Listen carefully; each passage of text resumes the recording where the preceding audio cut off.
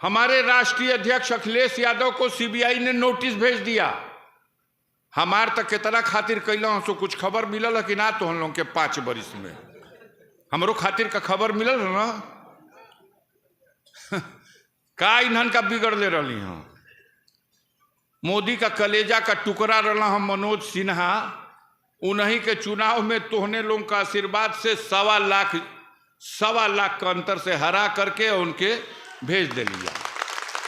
अब कोहनाइल बन लोग कि अरे बाप रे बाप, तो एकरा पीछवा तो कुल गरीब गोलिया जात हो दादा, एक कैसहू अस्क कद की लड़ही जोगना रहो। इतना अत्याचार किया है इन्होंने, बुलडोजर लगा के 5 साल हो गया। अखन्नत हुआ सो खाली स्कूल गिरा दे लिंजा, घर गिरा दे लिंजा, अस्पताल गिरा दे लिंजा, उनकर फार्म हाउस उजाड़ दे लिंजा, बगीचा खनवा दे लिंजा, खेत जब्त कर लिंजा, बैंक का खाता बंद हो गई। हमारे ऊपर मुकदमा फर्जी लगा के और सजा करा के जेल में डाल दिए 4 साल की। भाई मेरा बंद है 18 साल से, रोज सजा पे सजा एगो होता। मेरी बहू गई थी अपने पति से मिलने, मेरा बेटा विधायक जो अब मुख्तार का बेटा अब्बास है वो जेल में बंद है, उसकी पत्नी गई मिलने, उसको भी बंद कर दिया। कहा तैयारी भी अपन पति के भगा के ले जाए खातिर। क्या आरोप लगाते हो? शर्म नहीं है? महाभारत में भी हजारों लाखों कट गए लेकिन महिलाओं पे हथियार नहीं उठा था।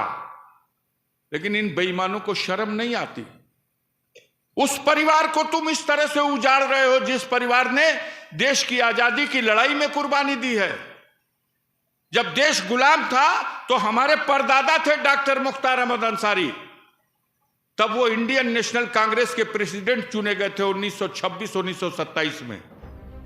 हमारे उस पूर्वज ने, जब महात्मा गांधी ने कहा था कि डॉक्टर अंसारी दिल्ली में कांग्रेस पार्टी के पास केंद्रीय कार्यालय नहीं है, डॉक्टर अंसारी ने अपनी कोठी दारुल सलाम जो दरियागंज की कोठी नंबर 1 थी उसकी चाबी दे दिया था महात्मा गांधी को कि ले जाइए कांग्रेस पार्टी का कार्यालय खोल लीजिए, देश के स्वतंत्रता संग्राम में आंदोलन की रूपरेखा तैयार करने के लिए ये मेरी कोठी समर्पित है। आज उस परिवार को तुम जेसीबी से खनवा रहे हो। खनत खनत खनत खनत। तुम चाहते थे मेरा मनोबल टूट जाएगा, हमको सजा करा दिए, हमको जेल में डाल के चटाई पे सुला दिए, खैरियत पूछवाते थे कि मैं टूटा कि नहीं टूटा। मैं नतमस्तक होने वाला नहीं हूं। मैं उस परिवार का सदस्य हूं। मेरे शरीर में उन पूर्वजों का खून है जो ब्रिगेडियर उस्मान साहब जब देश आजाद हो गया था तो कश्मीर की सीमा पर जब पाकिस्तान ने आक्रमण किया तो भारत की जो पहली सेना कश्मीर बचाने के लिए भेजी गई उसके कमांडर थे ब्रिगेडियर उस्मान, वो मेरे पूर्वज थे। उन्होंने पाकिस्तान की सेना के खिलाफ लड़ाई लड़ी, झांगर घाटी फिर से जीत लिया। मोहम्मद अली जिन्ना जो कायदे आजम कहे जाते थे पाकिस्तान के, उन्होंने प्रस्ताव भेजा, जिन्ना आप पाकिस्तान चले आओ, ब्रिगेडियर उस्मान तुम पाकिस्तान चले आओ, हम तुम्हें पाकिस्तानी सेना का जनरल बना देंगे। ठोकर मार दिया उनके प्रस्ताव को कि मैं हिंदुस्तान की मिट्टी में जन्म लिया, मर करके भी इसी मिट्टी में दफन होना गर्व महसूस करूंगा। जिन पूर्वजों ने देश की आजादी के लिए, देश की सीमाओं की रक्षा में अपने प्राणों की आहुति दे दी, ब्रिगेडियर उस्मान पाकिस्तान की सेना से लड़ते हुए नौशेरा घाटी जीत लिए, झांगर घाटी जीत लिए और 3 जुलाई सन 1948 को उसी लड़ाई में कश्मीर के नौशेरा घाटी पर वो शहीद हो गए। मरने के बाद वीरता के लिए उन्हें महावीर चक्र मिला। भारतीय सेना गर्व करती है उस अपने बहादुर शेर पर। शेरे नौशेरा का नकब दिया गया उनको। मैं उस परिवार का सदस्य हूं और आज उस परिवार का जेसीबी लगा के जड़ खोदते हो। मैं डरने वाला नहीं हूं।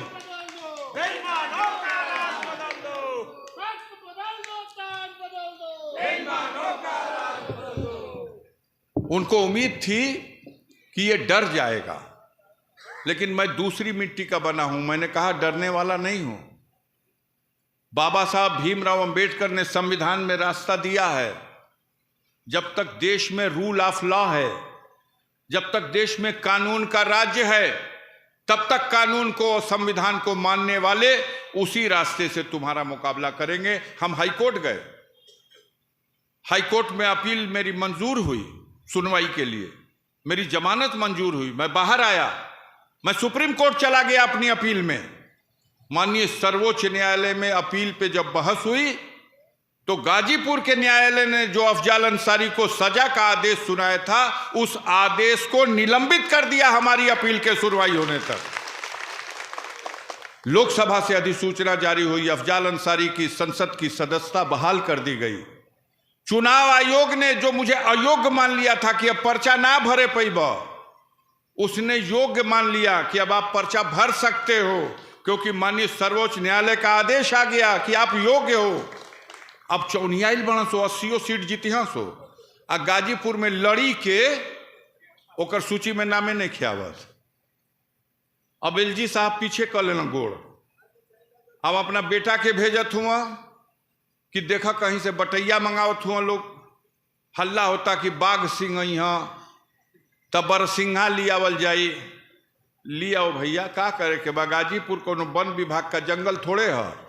एक गो गिरहस्थ बाड़ा बिगड़ैल से बिगड़ैल साढ़ भैंसा आवेला सो तो उनके पटक के नाथ के छोड़ दिला आदमी कि जा चल जा।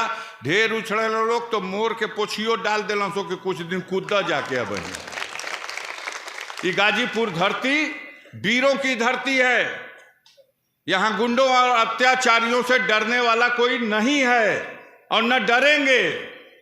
कायर रोज पैदा होता है, रोज मर जाता है, और वीर इक्के बेर पैदा होता है, इक्के बेर मरता है। हमारा मानना है कि जिस दिन ऊपर वाला परवाना काट देगा उस दिन कोई रोक नहीं सकता, और जब तक वहां से परवाना नहीं कटा है, कोई माई का लाल सामने आ जाए, मैं डरने वाला नहीं हूं, मैं मौत की परवाह नहीं करता। हम लोगों ने हमेशा गरीबों की मदद की है, सताए हुए लोगों को जब वो आंसू बहाते आए, कभी उनसे नहीं पूछा कि तुम्हारी जात और धर्म क्या है। इंसानियत के नाम पर दिल खोल के उसकी मदद की, उसका आंसू पोंछा, जालिमों से पंजा लड़ाया। और आज उन्हीं जालिमों की सरकार दिल्ली में और लखनऊ में, तो उनको मौका मिल गया है कि तहस नहस कर दो, इनकी जड़ें खोद दो। खोदत खोदत 5 बरिस से जेसीबी का सूंड टूट गई, अब नंबर आ गई। अभी जनता तो हर सरकार का जड़िया खोद कर जेसीबी से फेंक दे। वो समय आ गया, उस समय का इंतजार कर रहा था मैं, और सब्र से काम ले रहा था। हम आपसे कहना चाहते हैं साथियों कि मैंने आपके मान सम्मान को झुकने नहीं दिया है। गरीबों के मान सम्मान की लड़ाई में हमेशा गरीब का पक्ष लिया है, हमेशा गरीब का साथ दिया है। और आज मौका है आपकी अदालत में। कल मौका था जब उनकी सरकार की अदालत में था तो उन्होंने जेसीबी से मेरी जड़ें खोद दी। जब कल मौका था तो हमने उनके इस जुल्म का मुकाबला अदालत में किया, हाई कोर्ट में किया, सुप्रीम कोर्ट में किया। लेकिन आज सबसे बड़ी कोर्ट जनता की अदालत में आने वाले दिनों में फैसला होना है, और वो फैसला हमारे हक में होगा, और उनकी सरकार की जड़ें फिर खोदी जाएंगी। पिछला चुनाव 1.25 लाख का अंतर था, इस बार उस रिकॉर्ड को गाजीपुर की जनता खुद ही तोड़ देगी। बस इसी अपील करने के लिए आपके बीच में आया हूं।